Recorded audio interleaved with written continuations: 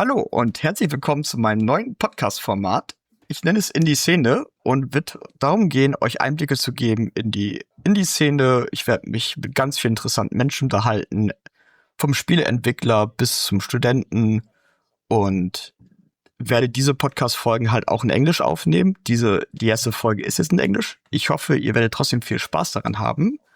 Und ich werde euch jetzt meinen fantastischen Gast vorstellen. Hi Joe, it's great that you are visiting my podcast. Would you like to introduce yourself? Hi, thanks for having me. My name's Joe. I'm the solo developer of the Edge of Allegoria for my brand new studio. Well, I guess it's not brand new anymore. It's been around for at least a year now. But for my studio, Button Factory Games, it's the debut title.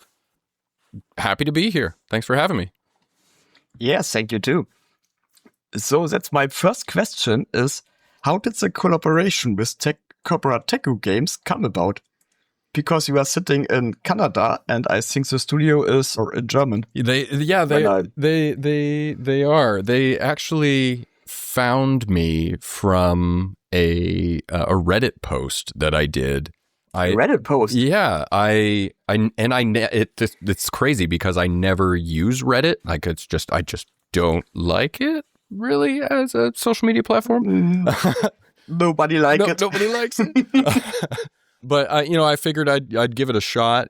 Back when I was doing everything completely solo, I did a few posts on Reddit, and Constantine, one of the publishing managers there, stumbled across the post and was like, "Oh, this is interesting. It would be cool if we could do that." But it doesn't seem like a very serious project because there's only a couple posts. Like it just seems like something this guy's making just like mock-ups and stuff for a game, just because I only had maybe a handful of posts on Reddit.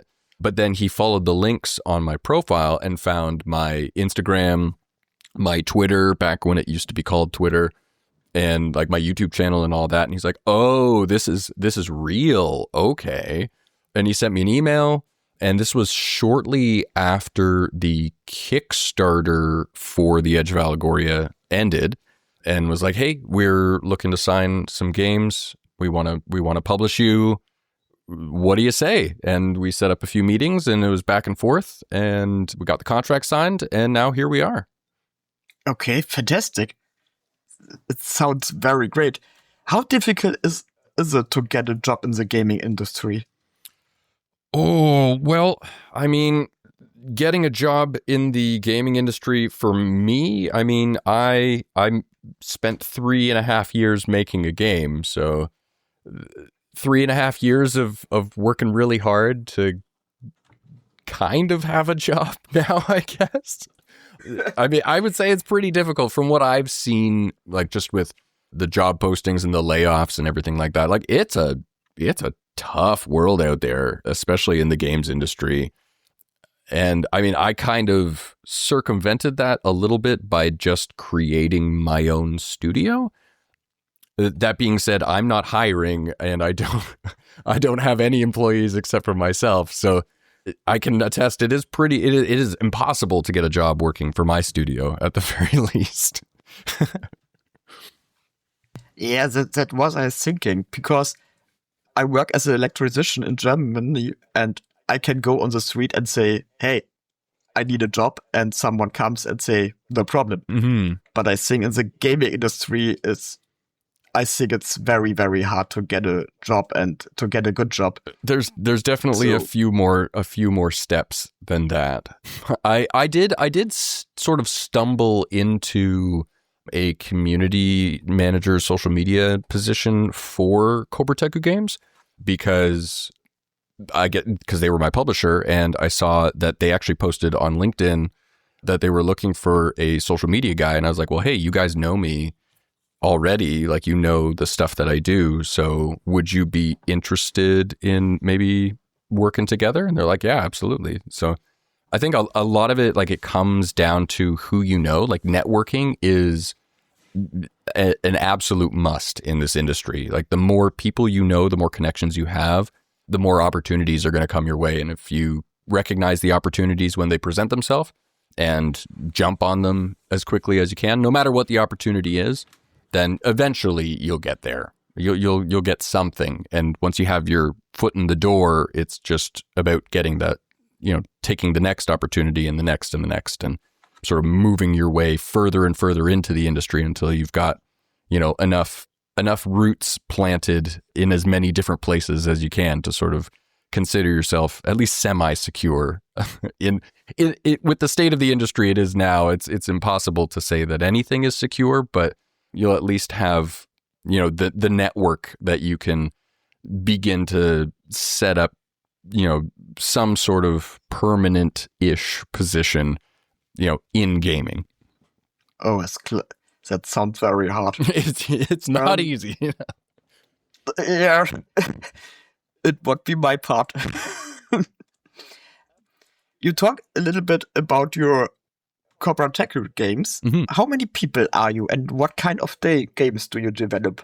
Well, Cobratekku Games, they're a publisher that they've only started relatively recently. They're only a few years old.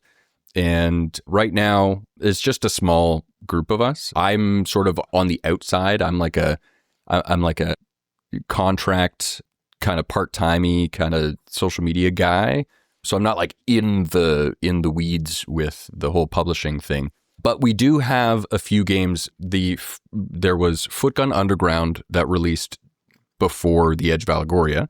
And then The Edge of Allegoria released last December on Steam, January released on GOG, and then the Switch in August and September for North America and Europe, respectively.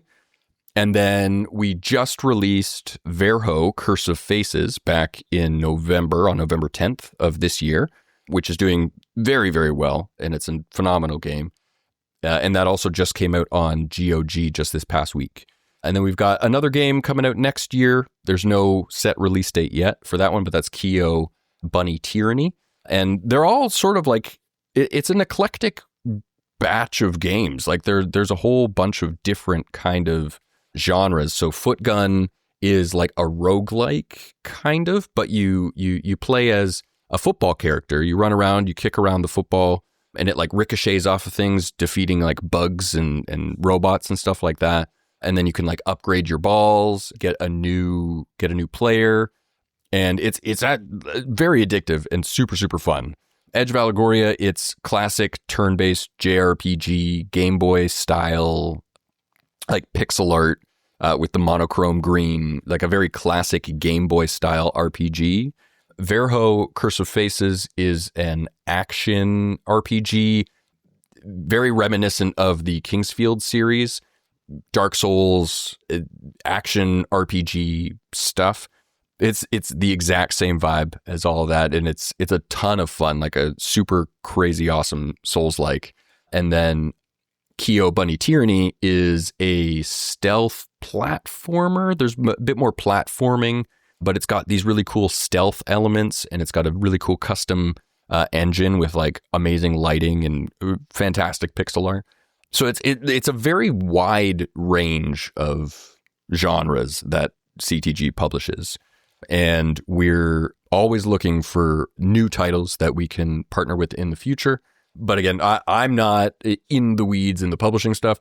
I'm just like, when I hear that there's a contract, I'm like, all right, cool. What cool videos can I make? What can I post on social media?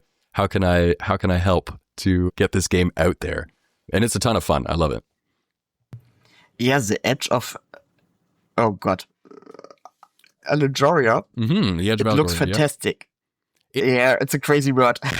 It is. It's actually. I wanted to find a word because I tried to include like secret hidden meanings and stuff, like metaphors and allegories into the Edge of Allegoria.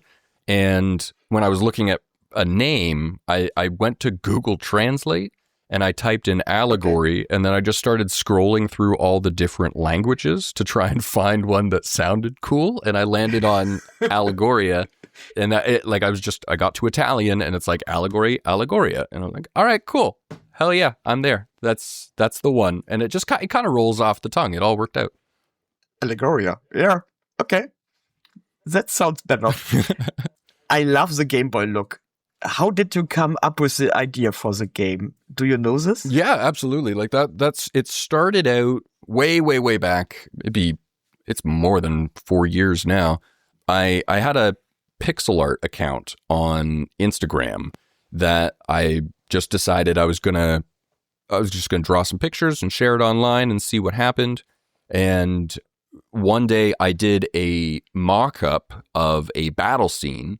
And if anybody has seen the screenshots of The Edge of Allegoria, I won't mention the inspiration, but it's pretty easy to decipher which billion-dollar monster catching franchise inspired the battle scenes for The Edge of Allegoria. But I posted, it was a mock-up of the main character fighting against a goblin with little flavor text at the bottom that was just like, oh shit, it's a fucking goblin. I'm going to get my ass kicked. Sorry, I forgot to double check if I'm allowed to swear on this, on your podcast. But so I posted that, and it got 12 likes instead of my usual 6. So I decided, hey, this is my life now. This is what I'm going to do. And I was just doing it as a joke to start, but people seemed to respond to it. So I was like, all right, cool. Well, hey, why the hell not? Let's make a game. And it kind of went from there. And it was tricky to kind of maintain that 2-bit Game Boy aesthetic with only 4 colors. Like it's tricky to get like the shapes and the designs of the characters down when you are so limited.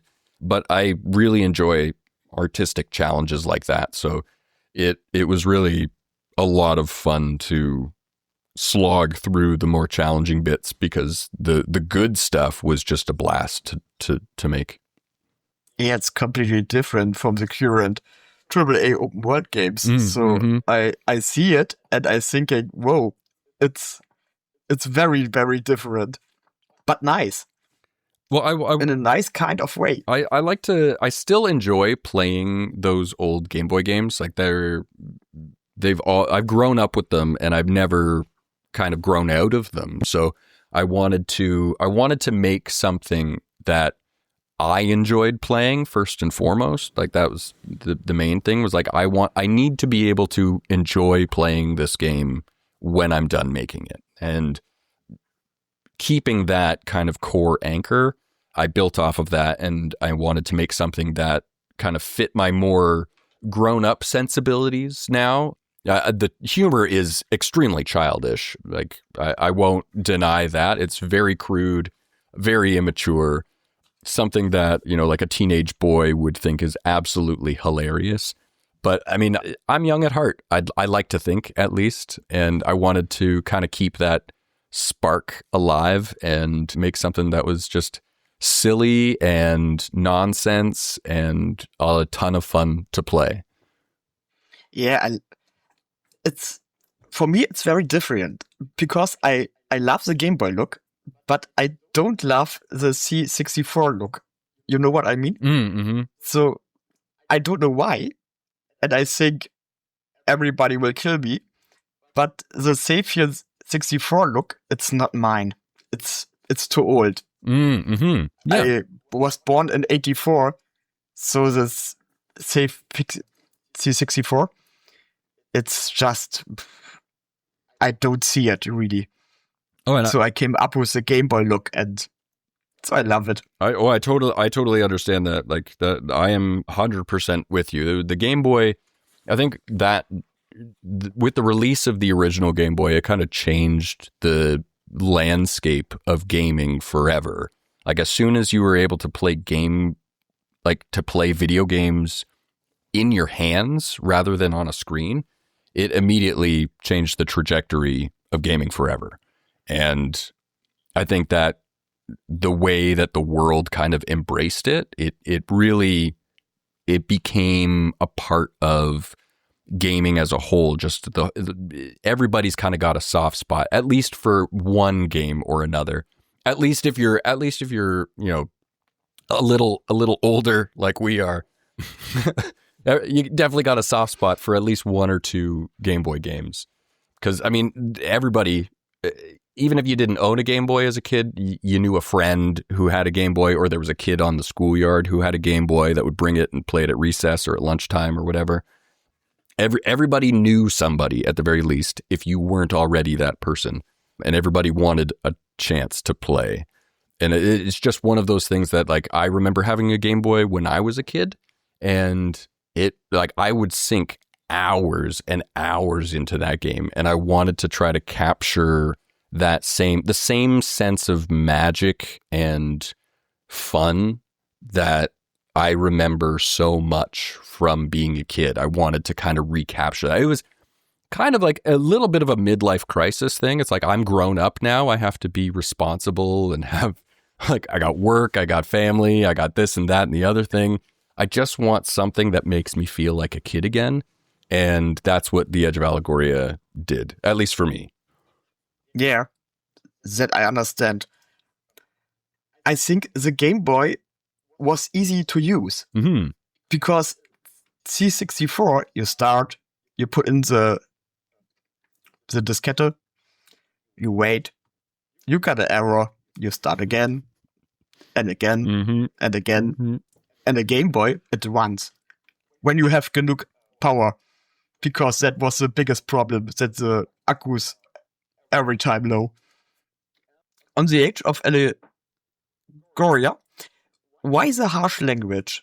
Was it a joke by yourself, or yes? What do you think? Yes, so the coarse language, that it started as a joke. It definitely started as just a one-off. It was that Instagram post with the goblin. It started out as that, and then people thought it was funny, and I was like, okay, cool, I'll just do that. And I also, one of the things with making games, because I do it all myself, I do like the art, I do the music, I do the programming, I do the writing, all of that. And the one thing that I am least confident in is my writing skills. So rather than try to make something that was like high fantasy, pretentious, like seems like scholarly, or, you know, like just the classic fantasy writing style, I just found that it just didn't seem genuine to me. And I'd always read, like, write what you know. Like, that was one of the big tips for writers, has always been write what you know. And I sure know how to swear. I just, that's the way I talk. It's the way I talk. It's the way my friends talk. It's the way so many people I've met talk. It's not, and at the same time, it's something that you don't really see all too often. And to be fair, there's very good reason for it. The amount of swearing in The Edge of Allegoria is admittedly and purposefully cringe. There is way too much of it, and it's way too over the top for it to be taken seriously. And I kind of wanted it to be that way. The swearing is definitely, it's almost like a parody. Like you've seen parody games where, you know, people will take existing IPs and kind of put their own spin on it, like the edgy Pokemon ROM hacks, or, you know, like you've seen those, the Hello Kitty, the emo Hello Kitty, you know, those old posts from way back. It's sort of like it's not even necessarily a parody of games, it's a parody of edgy fan games. And I wanted to kind of capture that, like, it's over the top, it's way too much, but it's on purpose. And it's fully aware that it's too much. And I really leaned into that just to juxtapose the absolute absurdity of The Edge of Allegoria's world into this sort of gaming space familiar with, like the old RPG mechanics, the Game Boy graphics, everything like that.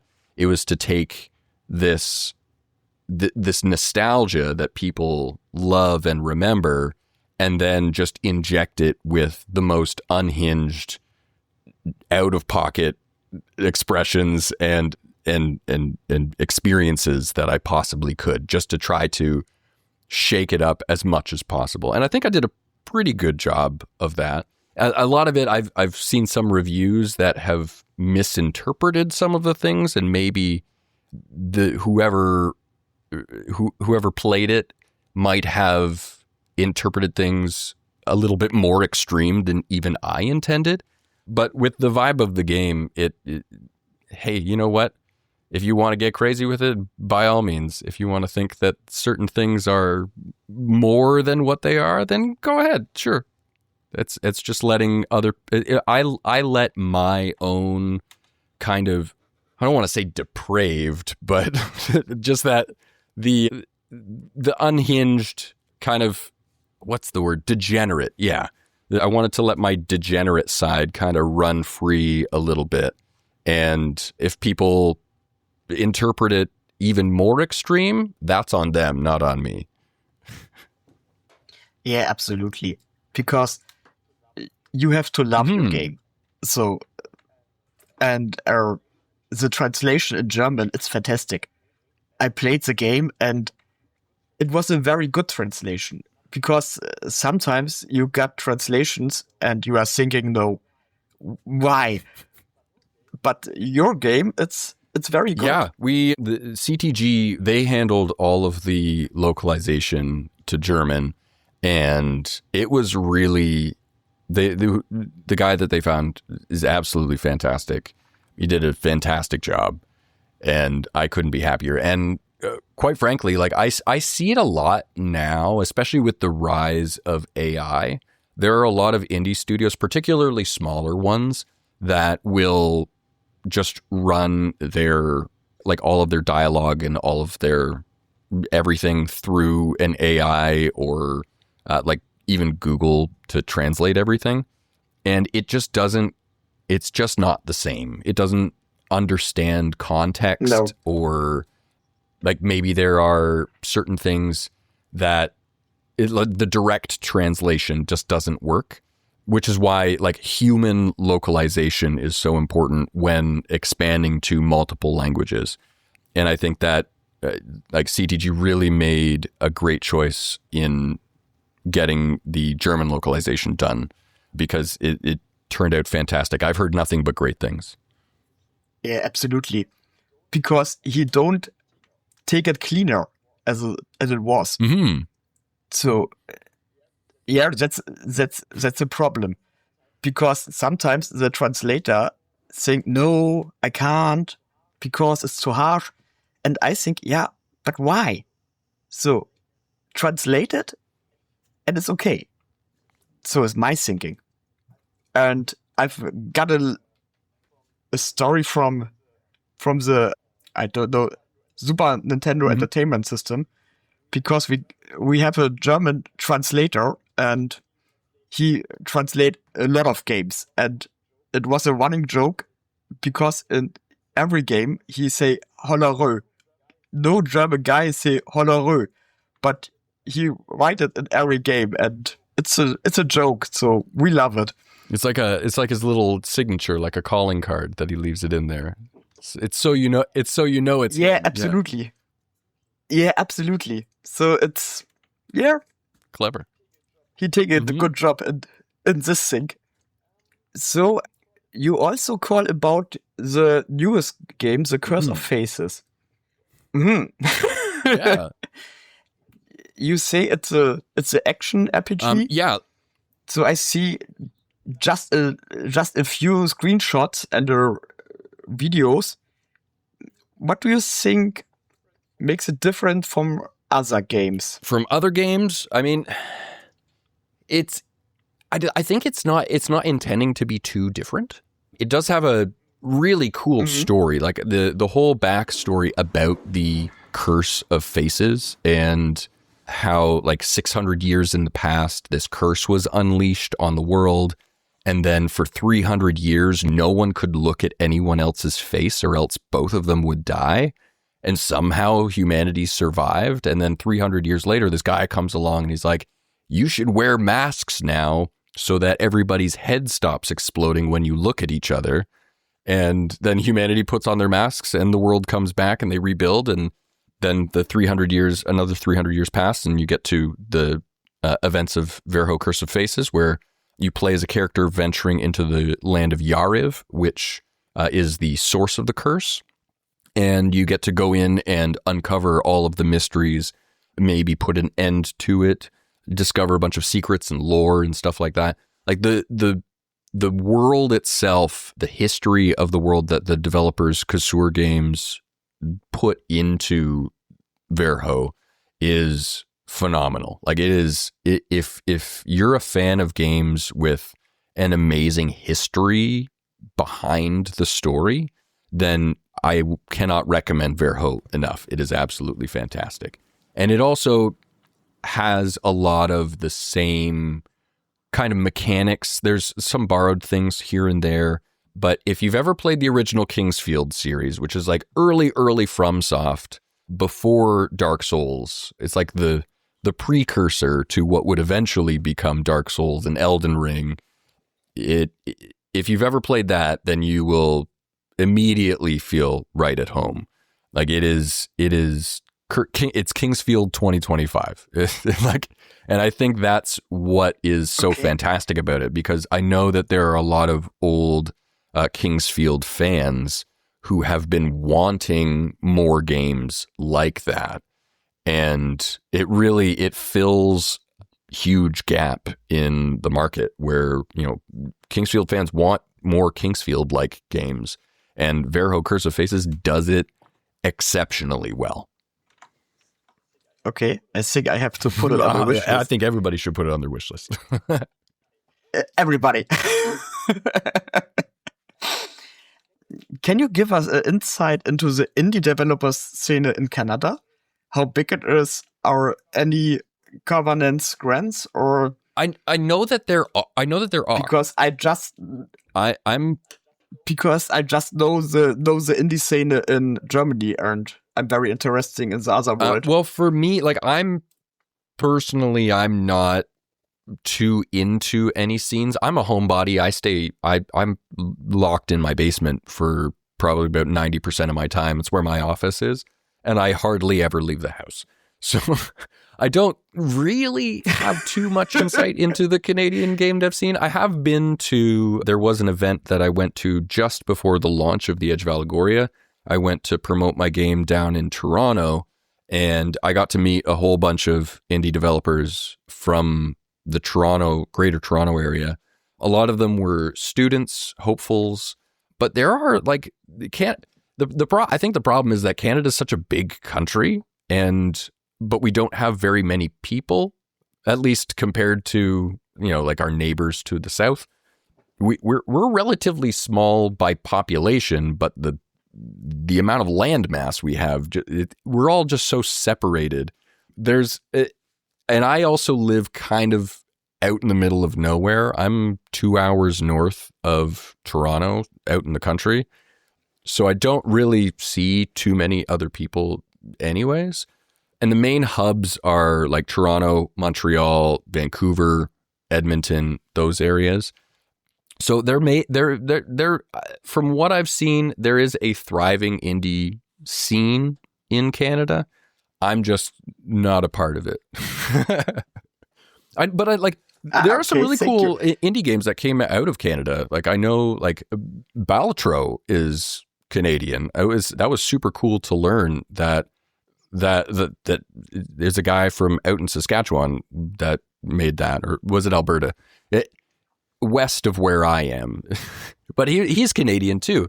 And that was really, really cool to find out that like one of the biggest games of last year, the biggest game of last year, I think, was from Canada. It was like so surprising. It was super cool.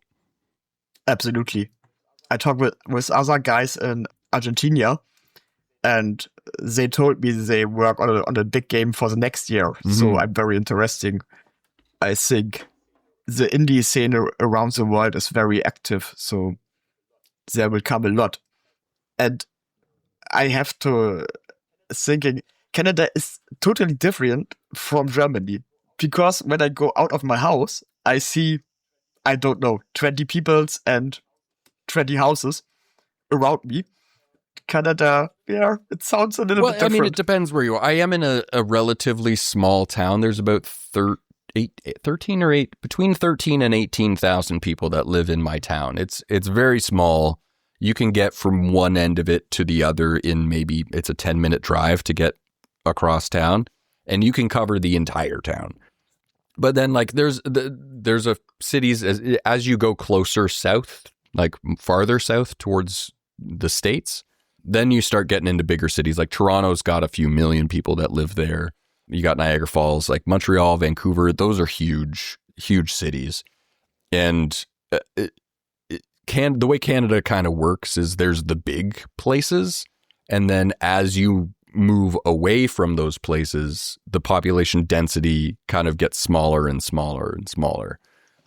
So where I am, like there's still people, like, you know, I'll run into people when I'm going to like the grocery store or something like that in town. But I mean, if you want to be alone in Canada, you absolutely can be alone. There is lots of space. Okay. It might be a little cold. It might be a little cold. People are starting to have to move farther north to get away from everybody else. But if you want to, you can absolutely just go completely off grid, live off in the woods, and be totally fine. Okay, nice. Because in my hometown, we have 250,000 people. And when I drive 1 hour, I don't know if you know it, I have Hamburg. So they have, I don't know, 3 million people. And so it's a place to find to be alone. It's very difficult. So it's not so easy like in Canada. What are your thoughts about AI in video games? Is this a paradise or is it the apocalypse? How do I put this nicely? Yeah, I have to ask it. You know it. Everybody in the gaming world talk about it. I am loathed to have an opinion about AI because on one hand, I can see how it can be useful. Like I'll admit that I've used it to brainstorm because it's as if you're having a conversation. Like when you're talking to ChatGPT, it's as if you're having a conversation with a person. You're not, but they've done a great job to make it seem real. And if you just need a sounding board to kind of bounce ideas off of, then, you know, if that helps you brainstorm ideas, cool. That's a cool tool. If you don't have anybody else to talk to and you need somebody to talk to, ChatGPT, bounce some ideas off, and then you can go from there. Maybe you'll find some inspiration. Cool. Generative AI, making art, which is not art, music that is not music, those videos that are like, you see them everywhere, and it's soulless, empty, vapid garbage. And it really has no place, at least in my opinion. Like video games are an art form, and art is an inherently human thing. So to have a piece of technology creating stuff on behalf of a human, it doesn't have the same feel, and I feel like it just has no place at all. Like, again, this is just my opinion. I'm sure there are useful tools that AI has been able to help developers with. I'm sure that there are people that, you know, have differing opinions about it. But me personally, any kind of art, AI has absolutely no place in it. No, absolutely. I think you are right. So, yeah, cool. Yeah, it's very difficult. Yeah, and I do get it. Like, it's like I do see the potential behind it for other things, like to be able to use plain speech to ask a question, and to be able like for the AI to be able to interpret what you say and provide a context-based response that is like, or perform a context-based task just because you input a plain speech prompt, the potential is fantastic. And like I'll admit, I've got Copilot because Windows ships with it, so I was like, sure, I'll use that. But like when I'm stuck looking for a formula on Excel or something, I'm like, how do you do this? And it's like, this is how you do it, and it gives you step by steps, and like that sort of thing, absolutely. And it's especially useful because it is a Microsoft product. And I'm asking it questions about other Microsoft products, so it's going to give me a relatively accurate answer, so I can at least trust it to a degree there. Or if I need if I'm just like need someone to bounce ideas off of, and like, how does this formula work? Or can you run a simulation on this? And it does something really quick. And it's like, okay, cool. That's pretty neat. Thanks. I'll think about it. And like 90% of the time, I won't ever use whatever it gives me, but it gets the wheels turning if I've hit a roadblock or like writer's block, or if I'm just having trouble creatively and I need to talk through it, then it's like it's there as a conversational brainstorming tool, but that's as deep as I'll go with it. Yeah, absolutely. I think when we use it, video games, the games would be very complicated because every NPC can give you other answers as to other guys. So I think games wouldn't be playable because you've got no help when you got a problem. There have been some interesting things that it's cool to see some of the stuff that people have done. Like there was a mod, wasn't there, for like Skyrim or something like that like all the NPCs, someone put ChatGPT into Skyrim or something like that, and the NPCs could just talk forever. Like that was neat. It was cool.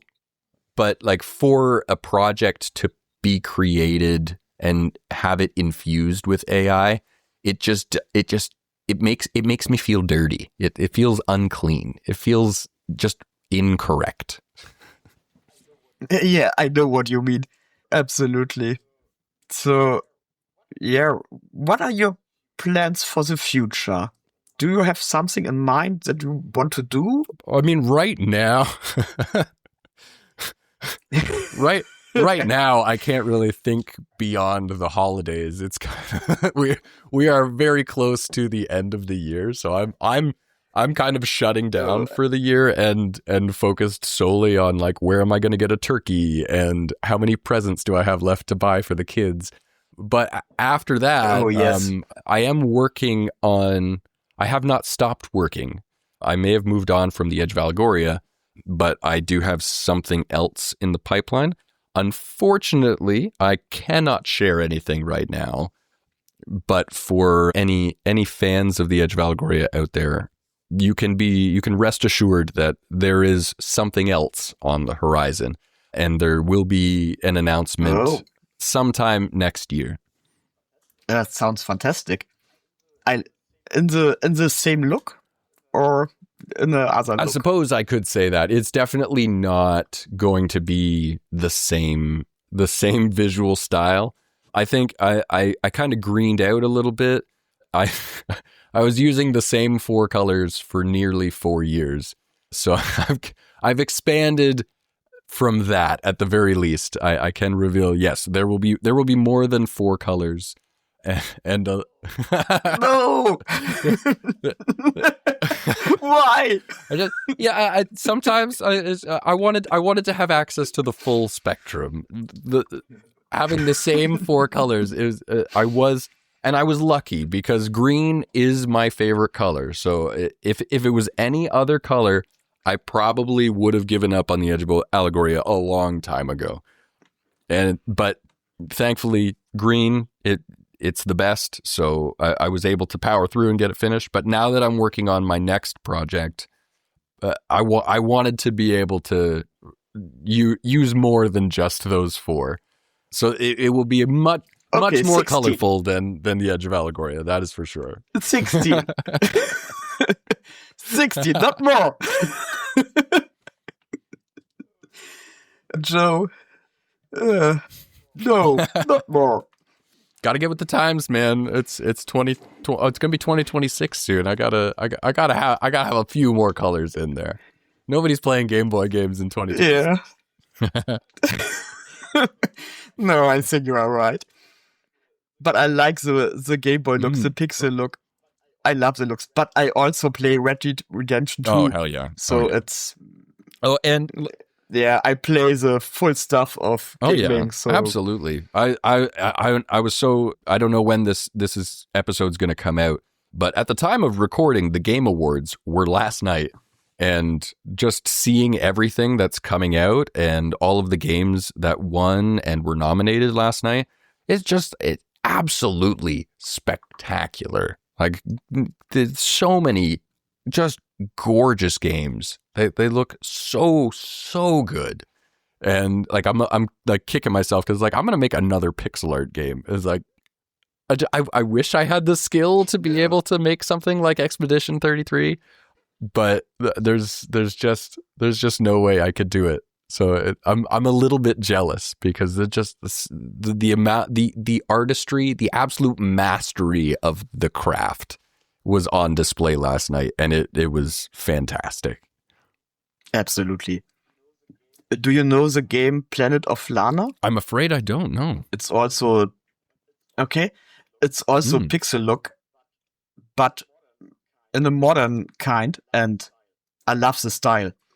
Maybe I can send you a link later. It's look fantastic. I play it and it's very smooth. It's no action. It's no open world. It's just to come down and relax and I love it. Joe, thank you very, very much for spending your time with me. Thanks for having me, fantastic. Man. I appreciate you having me on. Yeah. And thank you to be so, I don't know the English word, spontan, that we decided in a few days to take the podcast. So it's very, very easy. Hey, no problem, man. I do talk for a living, so it's pretty easy. Yeah. But I think I talk too a lot. And so if I don't do it, I don't do a podcast because you have to talk. Yep. Yeah. Then I would say we are on the end. And so I wish all of the other guys a very nice time, very nice Christmas, and Happy New Year. And thank you.